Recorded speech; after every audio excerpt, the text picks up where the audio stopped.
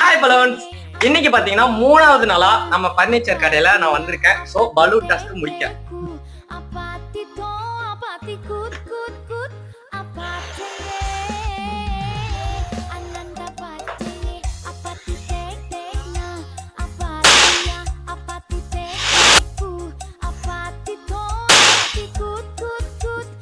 Hi balloons.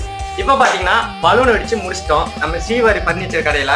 உங்களுக்கு தேவையான bed இருக்கு. அதே கட்டில பாத்தீங்கன்னா மரக்கட்டில் நல்லா தேக்குல தான் இருக்கு. அப்புறம் பாத்தீங்கன்னா ஆபீஸ்ல யூஸ் பண்ற டேபிள் அவைலபிள். குழந்தைங்க உட்காரக்கூடிய சேர் அழகா இருக்குது.